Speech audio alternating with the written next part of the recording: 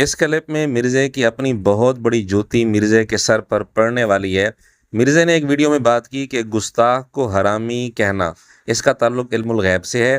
اگر کوئی آدمی کسی گستاخ کو حرامی کہتا ہے تو وہ یا اپنے آپ کو نبی کہے یا خدا کہے، پھر کہہ سکتا ہے، ورنہ نہیں کہہ سکتا۔ پہلے آپ مرزے کی گفتگو سن لیں، پھر ہم انشاءاللہ مرزے کی اپنی جوتی مرزے کے سر پر ماریں گے۔ یہ لفظ بھی مرزا خود استعمال کرتا ہے، اس لیے ہم استعمال کر رہے ہیں۔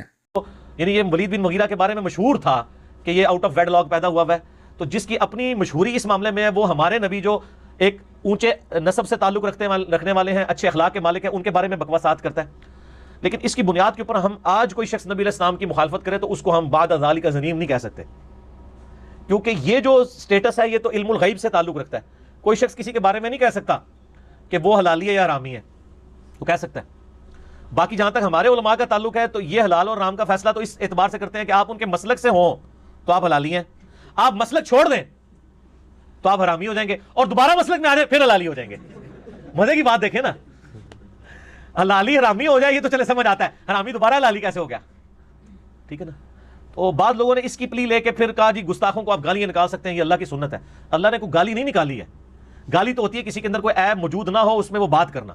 ایک شخص اپنے عیوب کے اندر مشہور ہو اور وہ بات کرنے والا کون ہے؟ اللہ۔ اگر اس قسم کی گالی کسی کو دینی ہے نا آپ نے، تو اس کے لیے آپ پہلے یہ دعویٰ کریں کہ یا تو آپ نبی ہیں یا خدا ہیں، کیونکہ اس کے علاوہ تو کسی کو علم الغیب نہیں ہے۔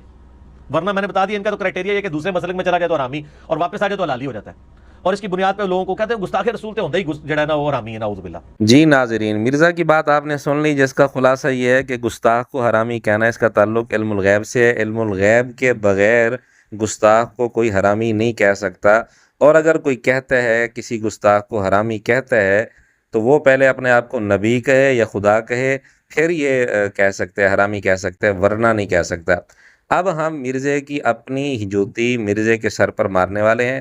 مرزا نے خود یہ بات کی ہے کہ ہر گستاخ رسول حرامی ہوتا ہے، جس کے بارے میں صحیح بخاری میں حدیث ہے 3748 کے حسین علیہ السلام، اس پہ امام بخاری نے لکھا ہے حسین علیہ السلام سیدنا حسین کے ساتھ ان کا سر کاٹ کر جب عبید اللہ ابن زیاد کے سامنے لا کے رکھا گیا۔ یہ عبید اللہ ابن زیاد، یہ خود بھی ابن مرجانہ، یہ خود بھی ولد الزنا تھا، اس کا باپ بھی ولد الزنا تھا۔ یہ سارے گستاخان رسول ایسے ہی ہوتے ہیں۔ زیاد، یہ سارے گستاخان رسول ایسے ہی ہوتے ہیں، یہ سارے گستاخان رسول ایسے ہی ہوتے ہیں۔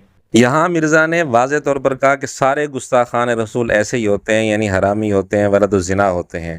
اب ہمارا مرزے کے اپنے اصول کے مطابق مرزے سے سوال ہے کہ یہ بات جو مرزا نے کی ہے، کیا مرزا کے پاس علم الغیب ہے؟ کیا مرزا اپنے آپ کو نبی مانتا ہے؟ کیا مرزا اپنے آپ کو خدا مانتا ہے؟ اب یا تو مرزا پہلے والی بات پر معافی مانگے رجوع کرے، یا پھر دوسری بات پر معافی مانگے رجوع کرے۔ کسی ایک بات سے رجوع کرنا پڑے گا۔